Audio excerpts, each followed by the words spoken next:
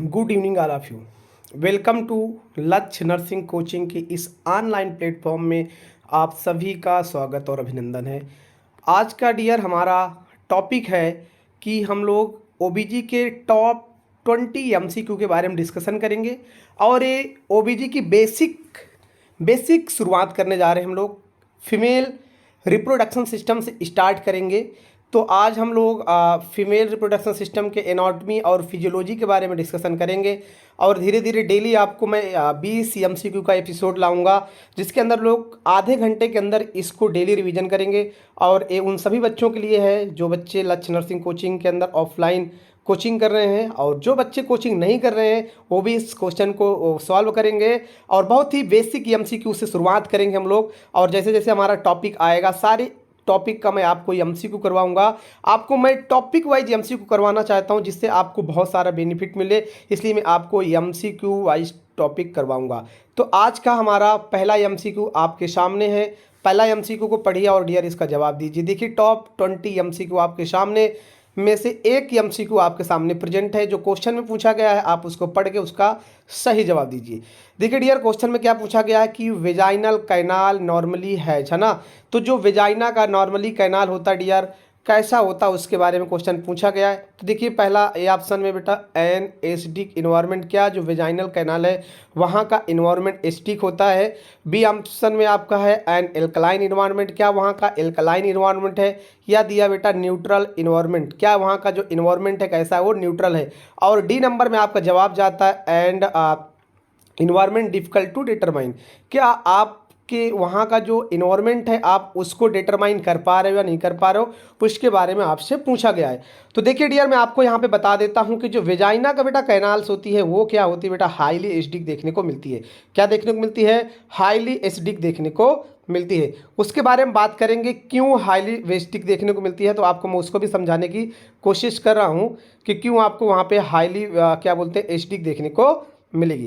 तो देखिए डियर जो यहाँ पे हाईली एसिडिक देखने का कारण है उसका कारण क्या है कि यहाँ का इन्वायरमेंट इसलिए एसिडिक होता है क्योंकि देखिए बेटा क्या होता है कि वहाँ पे एक बैक्टीरिया प्रेजेंट होता है जिसका नाम होता है लैक्टोबैसिलाई, है ना। तो जो लैक्टोबैसिलाई बैक्टीरिया होता है वो क्या करता है बेटा, ग्लूकोज का, याद रखिएगा किसका बेटा, ग्लूकोज का क्या करता है बेटा, वो पाचन करता है। और जिससे क्या होता है कि जो वहाँ की पीएच वैल्यू होती है डियर कितना हो जाती है बेटा, वो हो जाती है लमसम आपको बता रहा हूँ 3.5 से लेके बेटा 4 हो जाती है ना। तो एसिडिक देखने को मिलती है ना। एसिडिक कोई चीज़ जब होगी जब कोई चीज़ 7 से नीचे किसी की वैल्यू होती है उसको क्या बोलते हैं हम लोग, एसिडिक बोलते हैं। और एल्कलाइन कब बोलते हैं, जब वो 7 के ऊपर होती है। और न्यूट्रल कब बोलते हैं बेटा, जब वो 7 होती है। तो यहाँ पे जो भी वेजाइना की कैनाल होती है कैसा होता है बेटा, एसिडिक होती है। इसलिए इसका राइट आंसर क्या चला जाएगा डियर, ए नंबर क्या चला जाएगा, ए नंबर बेटा इसका क्या चला जाएगा, राइट आंसर चला जाएगा। नेक्स्ट पढ़िए बेटा, नेक्स्ट एमसीक्यू पढ़िए बेटा। The thickest layer of uterus, uterus की थिकेस्ट लेयर के बारे में पूछा गया है। तो देखिए सभी को पता है कि थिकेस्ट लेयर क्या होती है, जिनको नहीं पता उनको मैं बता रहा हूँ बेटा क्या होती है थिकेस्ट लेयर। देखिए यूट्रस के अंदर 3 लेयर होती है बेटा। पहली लेयर जो होती है बेटा पेरीमेट्रियम, ये नीचे दी है, इसको क्या बोलते हैं डियर, पेरीमेट्रियम, ये आउटर लेयर होती है। दूसरी लेयर बेटा होती है मायोमेट्रियम, और तीसरी लेयर जो बेटा सबसे इनर होती है उसको क्या बोलते हैं हम लोग, एंडोमेट्रियम बोलते हैं। तो यूट्रस की 3 लेयर होती है। इसके अंदर जो पेरीमेट्रियम होता है ये आउटर कवरिंग होता है, और जो मायोमेट्रियम होता है ये मिडिल कवरिंग होता है। और बता दूं आपको बेटा यही सबसे लार्जेस्ट इसकी थिकेस्ट पार्ट देखने को मिलता है, क्योंकि इसके अंदर मसल्स प्रेजेंट होते हैं, मसल्स फाइबर होते हैं, और इसीलिए क्या होता है थिकेस्ट पार्ट होता है। और जो यूट्राइन के अंदर कॉन्ट्रेक्शन आते हैं वो हेल्प कौन करता है, इसके अंदर मायोमेट्रियम करता है। क्योंकि जो ऑक्सीटोसिन के रिसेप्टर्स होते हैं वो भी कहाँ देखने को मिलते हैं आपको, वो भी देखने को मिलते हैं आपको मायोमेट्रियम के अंदर। इसलिए आपका जो राइट आंसर चला जाएगा वो क्या चला जाएगा बेटा, बी नंबर आपका राइट आंसर जाएगा। Answer dear myometrium. Next MCQ बेटा आपके सामने, नेक्स्ट एमसीक्यू आपके सामने, what is the normal size of the uterus, uterus की नॉर्मल साइज के बारे में पूछा गया है। तो मुझे उम्मीद है आप इसका सही जवाब देंगे और सारे बच्चों ने इसको पढ़ रखा है। तो जो नॉर्मल साइज होता है यूट्रस का वो क्या है बेटा, तो इसके अंदर देखिए 4 ऑप्शन है। इस 4 ऑप्शन में से आपको एक ऑप्शन राइट आंसर देना है। तो मैं आपको बता देता हूँ कि जो यूट्रस का नॉर्मल साइज होता है डियर वो क्या होता है बेटा, वो होता है डी नंबर, है ना। तो इसकी जो यूट्रस की लेंथ होती है वो कितनी होती है, 7.5 सेंटीमीटर होती है, और जिसकी विड्थ होती है कितनी होती है, 5 सेंटीमीटर, और इसके अंदर जो थिकनेस देखने को मिलती है क्या देखने को मिलती है, 2.5 सेंटीमीटर देखने को मिलती है। डियर मैं इसकी बात करूँ तो बेटा प्रेगनेंसी के दौरान 3 टाइम ज़्यादा हो जाती है। जब मतलब यूट्रस 36 वीक या 38 वीक की प्रेगनेंसी होती है तो यूट्रस का साइज होता है वो लमसम 22.5 सेंटीमीटर हो जाता है, तो इसकी थिकनेस बढ़ जाती है, और जो उसका यूट्रस की विड्थ होती है वो 15 सेंटीमीटर होती है, और जब यूट्रस की जो थिकनेस है वो क्या बोलते हैं 7.5 सेंटीमीटर देखने को मिलती है। कब, जब प्रेगनेंसी अपने हाई पीक पे पहुंचती है, मतलब 38 वीक जब डिलीवरी होने वाली होती है तब यूट्रस आपको देखने को वहां पे मिलता है। लेकिन जो नॉर्मल यूट्रस के बारे में पूछा गया तो नॉर्मल यूट्रस का क्या रहता है बेटा, आपका 7.5 सेंटीमीटर तो उसकी लेंथ रहेगी, और 5 सेंटीमीटर उसकी विड्थ देखने को मिलेगी, और 2.5 सेंटीमीटर क्या देखने को मिलेगी, उसकी थिकनेस देखने को मिलती है। Next MCQ dear, next MCQ को जवाब दीजिए, सभी लोग पढ़िए बेटा, जवाब दीजिए इसका नेक्स्ट एमसीक्यू। तो देखिए क्या पूछा हुआ है कि नॉर्मल यूट्रस ग्राम, है ना। तो यूट्रस के नॉर्मल के ग्राम के बारे में क्वेश्चन पूछा गया है कि यूट्रस जो नॉर्मल होता है कितने ग्राम का होता है। तो देखिए डियर जो यूट्रस नॉर्मल होता है बेटा मैं बता दूं कि ऐसा माना जाता है कि यूट्रस 60 ग्राम से लेके 80 ग्राम तक देखने को मिलता है। तो जो नॉर्मल यूट्रस है तो उसका जो बेस्ट आंसर होगा क्या बेटा होगा 60 ग्राम, है ना। तो इसके अंदर सी नंबर सही आंसर होगा। जैसे यूट्रस के अंदर प्रेगनेंसी आती है, प्रोडक्ट इंप्लांट होता है यहाँ पे, तो यूट्रस का जो वेट होता है धीरे धीरे बढ़ना क्या हो जाता है, स्टार्ट हो जाता है। और वहाँ पे यूट्रस देखिएगा जब प्रेगनेंसी के समय यूट्रस बेटा बात किया जाए तो लमसम में 900 ग्राम का पहुँच जाता है। अरे कितने ग्राम का, 900 ग्राम का यूट्रस देखने को मिलता है। तो अगर आपसे कोई पूछे कि प्रेगनेंसी में कितना ग्राम यूट्रस बढ़ता है तो लमसम बेटा 900 ग्राम से लेके बोल सकता हूँ कि 1000 ग्राम तक यूट्रस बढ़ सकता है। लेकिन नॉर्मल पूछा है तो सबसे बेस्ट आंसर क्या होगा बेटा आपका 60 ग्राम यूट्रस देखने को मिलता है। तो जो नॉन प्रेग्नेंट लेडी होती है ये भी क्वेश्चन पूछा जा सकता है कि नॉन प्रेग्नेंट लेडी में यूट्रस कितने ग्राम का होता है, तो आपको आंसर देना है 60 ग्राम, क्योंकि नॉर्मल के बारे में आपसे पूछ रहा है। नेक्स्ट बेटा, नेक्स्ट एमसीक्यू पढ़िए और उसका सही जवाब दीजिए बेटा। नेक्स्ट एमसीक्यू आपके सामने क्या पूछा हुआ डियर, नेक्स्ट एमसीक्यू पढ़िए कि endometrium in pregnancy known as, जो एंडोमेट्रियम है मैंने आपको बताया था कि यूट्रस की जो 3 लेयर होती है, जो सबसे इनर लेयर है उसका नाम क्या होता है बेटा एंडोमेट्रियम। और जब प्रेगनेंसी में एंडोमेट्रियम का नाम चेंज हो जाता है उसका नाम क्या हो जाता है बेटा, तो आपको सही जवाब देना है कि एंडोमेट्रियम का क्या आंसर होगा इसके अंदर। तो एंडोमेट्रियम ड्यूरिंग प्रेगनेंसी क्या कहलाती है, तो मैं आपको बता देता हूँ बेटा, क्या डेसिडुआ कहलाएगी, या ट्रोफोब्लास्ट कहलाएगी, या बेटा डेकुबैटिस कहलाएगी, या ग्रेविड एंडोमेट्रियम कहलाएगी, क्या कहलाएगी डियर, राइट आंसर दीजिए बेटा इसका। तो सभी लोग इसका राइट आंसर दीजिए, और मुझे उम्मीद है आप इसका राइट आंसर दे रहे हैं। इसका जो राइट आंसर बेटा वो क्या होगा, डेसिडुआ, क्या होगा डेसिडुआ। प्रेगनेंसी के दौरान बेटा एंडोमेट्रियम को क्या बोला जाता है, डेसिडुआ बोला जाता है। ध्यान रखिएगा क्या बोलते हैं इसको, डेसिडुआ बोलते हैं। तो नेक्स्ट बेटा, नेक्स्ट एमसीक्यू, नेक्स्ट एमसीक्यू क्या पूछा है डियर उसको पढ़िए और सही से जवाब दीजिए। क्या पूछा बेटा, the cardinal function of decidua. तो डेसिडुआ के कार्डिनल फंक्शन के बारे में पूछा गया है कि ड्यूरिंग प्रेगनेंसी जो एंडोमेट्रियम होता है उसी को क्या बोलते हैं हम लोग, डेसिडुआ बोलते हैं। तो इसका कौन सा ऐसा फंक्शन है जो बहुत इंपॉर्टेंट रोल करता था, याद रखिएगा बेटा। पहला दिया हुआ क्या, ये इम्यूनिटी को मेंटेन करता है डेसिडुआ। दूसरा प्रोडक्शन ऑफ हार्मोन्स, क्या बेटा प्रोडक्शन ऑफ हार्मोन्स करता है। तीसरा दिया ऑल ऑफ दीज, और चौथा दिया बेटा मेंटेनेंस ऑफ प्रेगनेंसी।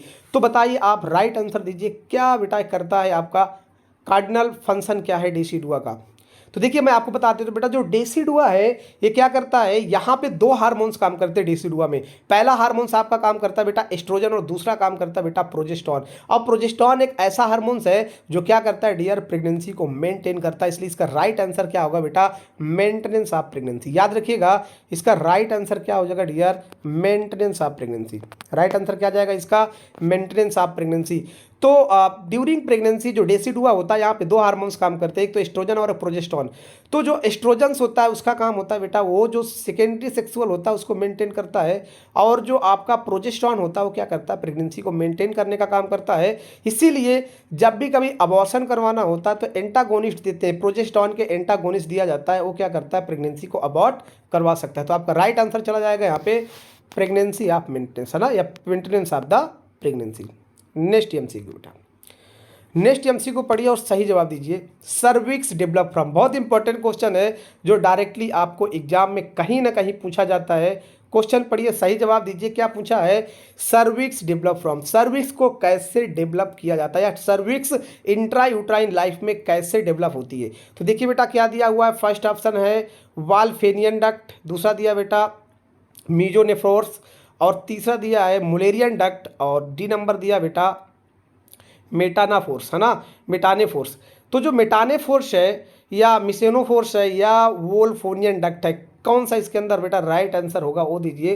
तो देखिए आपको मैंने पढ़ाया था एम्ब्रियोजेनेसिस, और एम्ब्रियोजेनेसिस के दौरान मैंने बताया था कि जो मुलेरियन डक्ट होता है इसी से यूट्रस का, इसी से सर्विक्स का, इसी से ओवरी का निर्माण होता है। तो जो चारों निर्माण है, चाहे वो डियर किसके हो, चाहे वो किसका हो बेटा, ओवरी का, लिख लीजिए किसका निर्माण हो, ओवरी, चाहे वो ओवरी का निर्माण हो, है ना, वो चाहे बेटा यूट्रस हो चाहे सर्विक्स हो, सबका निर्माण कहाँ से होता है, याद रखिएगा मुलेरियन डक्ट से। कहाँ से होता है? मुलेरियन डक्ट से सबका निर्माण होता है। नेक्स्ट बेटा आपके सामने एमसीक्यू, नेक्स्ट एमसीक्यू पढ़िए और सही जवाब दीजिए। Fallopian tube is lined by, fallopian tube में किस प्रकार की टिश्यू सेल्स पाए जाते हैं उसके बारे में क्वेश्चन पूछा हुआ है। तो आपको बता देता हूँ फैलोवियन ट्यूब क्या है, बहुत ही इंपॉर्टेंट स्ट्रक्चर है फैलोवियन ट्यूब, और इससे 100% बेटा क्या होता है, एमसीक्यू क्वेश्चन एग्जाम में पूछे जाते हैं। तो देखिए क्या पूछा हुआ है, फैलोवियन ट्यूब इज लाइन्ड बाई, मतलब फैलोवियन ट्यूब में कौन सा टिश्यू के स्ट्रक्चर पाए जाते हैं। तो पहला दिया है कोलोमनार इपिथेलियम टिश्यू, या बी नंबर दिया बेटा स्ट्रैटिफाइड इपिथेलियम टिश्यू, और सी में दिया है सीलिएटेड इपिथेलियम टिश्यू, और डी में दिया है जर्मिनल इपिथेलियम। तो क्या इसके अंदर राइट आंसर होगा डियर, राइट आंसर इसका बताइए। तो देखिए मैं आपको बता दूं बेटा, जो फैलोवियन ट्यूब होती है 10 से 12 सेंटीमीटर लॉन्ग होती है, और फैलोवियन ट्यूब डायरेक्टली यूट्रस के बॉडी से कनेक्ट होती है, और इसके अंदर बेटा जो सेल्स होती है उसका नाम होता है बेटा सीलिएटेड इपिथेलियम। और ये सीलिएटेड इपिथेलियम होता है, इसका फंक्शन होता है कि जब आप ओवरी से ओवम आता है तो उस बेटा प्रोडक्ट को सिलिएटेड सेल क्या करते हैं, मूवमेंट करवाने का काम करते हैं। तो इसके अंदर जो राइट आंसर होगा डियर क्या होगा आपका, राइट आंसर होगा बेटा सीलिएटेड इपिथेलियम टिश्यू। तो इसके अंदर राइट आंसर चला जाएगा आपका सी नंबर, क्या नाम है बेटा, सीलिएटेड इपिथेलियम टिश्यू। नेक्स्ट बेटा जो स्ट्रैटिफाइड इपिथेलियम टिश्यू होता है, हाँ स्ट्रैटिफाइड पाया जाता है बेटा, ये कहाँ पाया जाता है, ये आपका सर्विक्स के पास कुछ हिस्से में पाया जाता है। और जो कोलोमनार इपिथेलियम होता है ये भी आपका पाया जाता है, कहाँ पे, ये पाया जाता है बेटा आपका सर्विक्स के पास पाया जाता है, क्योंकि यहाँ से कुछ फ्लूइड का सिक्रेशन देखने को मिलता है। नेक्स्ट एमसीक्यू बेटा, नेक्स्ट एमसीक्यू क्या है कि the length of fallopian tube range from, fallopian tube की लेंथ के बारे में पूछा है। अभी आपको मैंने डिस्कशन किया कि जो फैलोवियन ट्यूब होती है लमसम बेटा 10 से 12 सेंटीमीटर होती है, इसके अंदर 4 पार्ट होती है। तो आपका इसमें राइट आंसर क्या होगा, बी नंबर आंसर होगा आपका राइट। इसके देखिए 4 पार्ट होते हैं, जो फर्स्ट पार्ट होता है उसको बोलते हैं हम लोग इंटरस्टिटियल, और जो इससे बाद वाला होता है उसको हम लोग बोलते हैं इस्थमस, और जो बेटा आपका फिर नेक्स्ट पार्ट होता है उसको बोलते हैं एम्पुला। और एम्पुला इसमें लार्जेस्ट पार्ट होता है, वाइडेस्ट पार्ट होता है, और वहीं पे क्या होता है बेटा, जो भी फर्टिलाइजेशन प्रोसेस होता है वो कहाँ देखने को मिलता है, फैलोपियन ट्यूब में आपको देखने को मिलता है। और जो लास्ट का पार्ट होता है उसका नाम क्या होता है, इनफंडिबुलम। तो आपका जो राइट आंसर चला जाएगा, क्या चला जाएगा, 10 से 12 सेंटीमीटर, क्योंकि पूरे फैलोवियन ट्यूब का लेंथ पूछा है। तो जो पूरे फैलोवियन ट्यूब का लेंथ होती है वो 10 से 12 सेंटीमीटर होता है। अगर बेटा इसका पूछ ले कि जो फैलोवियन ट्यूब की विड्थ कितनी होती है, तो याद रखिएगा लमसम देखने को मिलती है 5 से लेके 7 mm देखने को मिलती है ना, इसकी विड्थ देखने को मिलती है। नेक्स्ट एमसीक्यू पढ़िए, पैक सेल आर थिनिन, जो पैक सेल है वो कहाँ देखने को आपको मिलती है। पैक सेल बहुत इंपॉर्टेंट रोल करते हैं। वैसे तो पैक सेल के बारे में बोला जाता है कि फैलोवियन ट्यूब को न्यूट्रिशन प्रोवाइड करता है। तो आपका जो राइट आंसर होगा क्या चला जाएगा बेटा, राइट आंसर होगा आपका फैलोवियन ट्यूब, है ना। तो डी नंबर आपका होगा। जो पैक सेल कहाँ प्रेजेंट होते हैं, आपके पैक सेल आपको देखने को मिलते हैं फैलोवियन ट्यूब में, ठीक है। अब देखिए बेटा मैं आपको बता दूं स्टमक के अंदर भी सेल्स पाए जाते हैं, है ना, और वो क्या करते हैं कि वहाँ से हाइड्रोक्लोरिक एसिड निकलते हैं, जिससे कि इसके अंदर एक पैराइटल सेल प्रेजेंट होगा जो कि हाइड्रोक्लोरिक एसिड निकालेगा। इंटेस्टाइन के अंदर पेयर ऑफ पैचेस प्रेजेंट होंगे, और यूट्रस के अंदर भी स्पेशल प्रकार के सेल्स पाए जाते हैं जो यूट्रस को क्या करते हैं बेटा, कवर करके रखते हैं। अभी हम लोग इसको डिस्कशन कर चुके हैं। Next MCQ, narrowest part of fallopian tube, है ना। तो पूछा है कि फैलोवियन ट्यूब का सबसे नैरोवेस्ट पार्ट के बारे में पूछा है। तो देखिए मैं आपको बता देता हूं कि जितने भी यहाँ पे चारों पार्ट दिए हुए हैं, ये चारों पार्ट किसके, फेलोपियन ट्यूब के। तो जो फर्स्ट पार्ट होता है उसको बोलते हैं इंटरस्टिशियल, सेकंड को बोलते हैं बेटा इस्थमस, और फिर जो थर्ड नंबर पे होता है उसको एम्पुला बोलते हैं, और जो फोर्थ नंबर पे होता है उसको क्या बोलते हैं हम लोग, इनफंडिबुलम बोलते हैं। अब देखिए इसमें पूछा कि सबसे नैरोवेस्ट पार्ट कौन सा होता है, तो मैं आपको बता देता हूं कि जो इंटरस्टिशियल बेटा, इंटरस्टिशियल ये सबसे नैरोवेस्ट पार्ट देखने को मिलता है। ये बॉडी से कनेक्ट होता है यूट्रस के और सबसे नैरोवेस्ट होता है। और उसके बाद इस्थमस होता है, फिर उसके बाद जो सबसे अगर पूछा जाए वाइडेस्ट पार्ट, तो वाइडेस्ट पार्ट का आंसर क्या जाएगा आपका बेटा, एम्पुला। लेकिन यहाँ पे क्या पूछा है, इंटरस्टिशियल पूछा है या नैरोवेस्ट पूछा है, तो आपका आंसर क्या चला जाएगा, इंटरस्टिशियल चला जाएगा। इसलिए ये आंसर क्या हो जाएगा आपका, रॉन्ग हो जाएगा। तो राइट आंसर क्या होगा, इंटरस्टिशियल। नेक्स्ट एमसीक्यू बेटा, नेक्स्ट एमसीक्यू पढ़िए और सही जवाब दीजिए। The longest part of the following to be, the longest, इसमें थोड़ा से रॉन्ग क्वेश्चन है। इसमें पूछा गया था कि लॉन्गेस्ट पार्ट फेलोवियन ट्यूब के बारे में, तो इसलिए मैं आप इस क्वेश्चन को करेक्ट कर लीजिएगा। लॉन्गेस्ट पार्ट के बारे में पूछा हुआ, तो इसका जो लॉन्गेस्ट पार्ट होता है बेटा, मैंने अभी आपको डिस्कशन किया कि लॉन्गेस्ट पार्ट इसका क्या होता है, एम्प्लोरी पोर्शन देखने को मिलता है। Next MCQ, following is the function of fallopian tube, very very most important. इसमें पूछा है कि फेलोवियन ट्यूब का बेटा क्या फंक्शन होता है ना। तो देखिए पहला है, पहला आपका ए नंबर में दिख रहा है secretion of oestrogen and progesterone, क्या यहाँ से एस्ट्रोजन और प्रोजेस्टेरॉन का सिक्रेशन होता है। दूसरा क्या दिया बेटा, help in the foetus development, क्या यहाँ पे फीटस डेवलप करने में मदद करेगा। तीसरा दिया act as a passage for the foetus, क्या यह फीटस को पासेज करवाने में मदद करता है। और डी नंबर दिया बेटा आपका mobility of the fertilise ovum. तो देखिए इसका जो मेन फंक्शन होता है फेलोवियन ट्यूब का, देखिए secretion of oestrogen and progesterone, एक कभी भी एस्ट्रोजन और प्रोजेस्टेरॉन का सिक्रेशन नहीं करता। एस्ट्रोजन और प्रोजेस्टेरॉन का सिक्रेशन दो जगह से होता है, एक तो होता है आपके प्लेसेंटा से, है ना, और दूसरा देखने को मिलता है बेटा कॉर्पस ल्यूटियम से।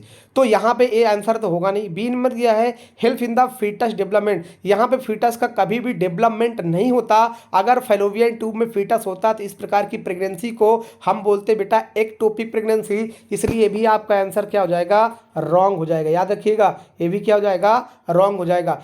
Act as a passage way for the foetus, देखिए जो फीटस होता है वो इम्प्लांटेड कहाँ पे होता है बेटा, याद रखिएगा वो इम्प्लांटेड होता है यूट्रस के बॉडी के अंदर, तो इसका भी ये आंसर नहीं होगा। फिर दिया हुआ है मोबिलिटी ऑफ फर्टिलाइज ओवम, बिल्कुल बेटा राइट आंसर आपका क्या है, मोबिलिटी ऑफ फर्टिलाइज ओवम। क्योंकि जो देखिए फर्टिलाइजेशन का प्रोसेस होता है वो मोस्ट कॉमन कहाँ देखने को मिलता है, फेलोपियन ट्यूब में।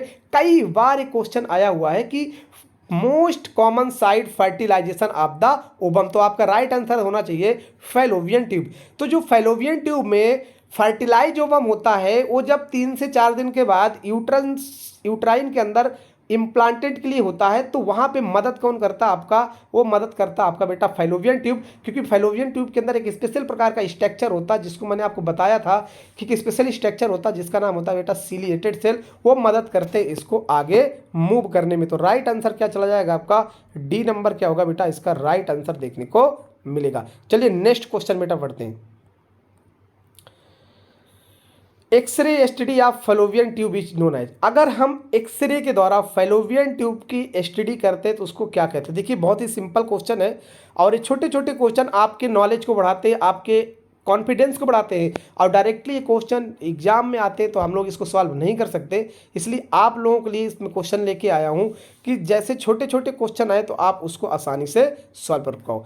देखिए अगर हम एक्सरे से फेलोवियन ट्यूब को देखते हैं तो उसको क्या बोलते हैं बेटा, तो उसको बोलते हैं हम लोग सल्पिंजोग्राफी। क्या बोलते हैं उसको, सल्पिंजोग्राफी। तो आपका राइट आंसर होगा ए नंबर। देखिए अब बी नंबर में क्या दिया बेटा, माइलोग्राफी। जो माइलोग्राफी होता है, माइलोग्राफी का मतलब होता है ये एक प्रकार से स्पाइनल कॉर्ड से जुड़ा हुआ है। अगर आप स्पाइनल कॉर्ड की स्टडी करते हो तो माइलोग्राफी कहलाता है बेटा। और पाइलोग्राफी का मतलब होता है, अगर आप क्या बोलते हैं, पाइलोग्राफी का मतलब होता है कि जो डक्ट की स्टडी होती है उसको क्या बोलते हैं बेटा, पाइलोग्राफी बोलते हैं। और कोलिसिस्टोस्कोपी, अगर आप ब्लैडर को चेक करते हो ना, यूरिनरी ब्लैडर को चेक करते हो उसको क्या बोलते हैं हम लोग, कोलियोसिस्टोस्कोपी बोलते हैं। तो यहाँ पे जो राइट आंसर होगा आपका क्या होगा बेटा, A number salpingography. Next MCQ dear, which of the following is the common site of fertilization. अभी अभी मैंने डिस्कशन किया तो आप सभी का आंसर सही जाना चाहिए।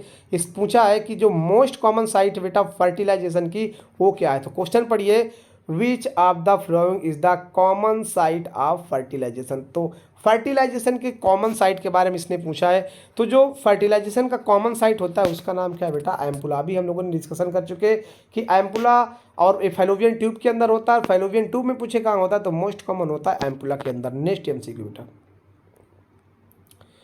Fertilise ovum in the female take place, है ना। जो फर्टिलाइज ओवम होता है बेटा कहाँ पे होता है, कहाँ किस स्थान पे होता है। तो देखिए यहाँ पे 4 आपके सामने एमसीक्यू दिया हुआ है, पढ़िए। एक दिया बेटा वेजाइना, क्या वेजाइना के अंदर फर्टिलाइज ओवम होता है, ओविडक्ट होता है, सर्विक्स होता है या यूट्रस होता है। तो देखिए फैलोपियन ट्यूब को ही क्या बोला जाता है बेटा, ओविडक्ट। तो इसके अंदर राइट आंसर क्या चला जाएगा आपका, ओविडक्ट। बी नंबर आपका क्या होगा, राइट आंसर देखने को मिलेगा। नेक्स्ट एमसीक्यू पढ़िए बेटा, फर्टिलाइजेशन ऑफ टू ओवा release in different menstruation cycle in known. बहुत इंपॉर्टेंट है और एक तो 3 से 4 बार क्वेश्चन एमसीक्यू इसका आ भी चुका है। क्या पूछा है कि जो फर्टिलाइजेशन ओवा है, टू ओवा जो साथ में डिफरेंट डिफरेंट मेंस्ट्रुएशन साइकिल में रिलीज होते हैं उसको क्या बोला जाता है। तो देखिए उसको क्या बोलते हैं बेटा, उसको बोलते हैं सुपरफेटेशन। क्या बोलते हैं उसको, सुपरफेटेशन बोलते हैं। तो आपका राइट आंसर क्या चला जाएगा, सुपरफेटेशन, राइट आंसर बेटा चला जाएगा। नेक्स्ट एमसीक्यू डियर पढ़िए, ड्रग कंट्रा इंडिकेटेड इनटू हीमोफीलिया। देखिए ये 2 क्वेश्चन मैंने पीडिया से लिया है तो आपको एक क्वेश्चन सॉल्व करना है। क्वेश्चन पूछा है कि ड्रग कंट्रा इंडिकेटेड इन हीमोफीलिया, कौन सी दवा है जो हीमोफीलिया में कॉन्ट्रा इंडिकेटेड होती है। तो देखिए बेटा जो एस्प्रिन है एंटीप्लेटलेट ड्रग्स है, पेंसिलिन एंटीबायोटिक्स है, सिप्रोफ्लॉक्सिन ये भी एंटीबायोटिक है, मॉर्फिन सल्फेट ये बेटा क्या होती है, एक प्रकार की ओपोइड ड्रग्स होती है। तो देखिए क्या होता है, अगर किसी को हीमोफीलिया होता है तो वहाँ पे बेटा ब्लीडिंग डिसऑर्डर प्रेजेंट होता है। तो ब्लीडिंग डिसऑर्डर में अगर आप एस्प्रिन दोगे तो ये भी एंटीप्लेटलेट ड्रग्स होती है और इसके देने से वहाँ पे ब्लीडिंग टेंडेंसी बढ़ सकती है। इसलिए जब भी किसी पेशेंट को हीमोफीलिया होता है तो वहाँ पे एस्प्रिन क्या होता है डियर, कॉन्ट्रा इंडिकेशन होता है। इसलिए राइट आंसर क्या चला जाएगा आपका, ए नंबर राइट आंसर चला जाएगा।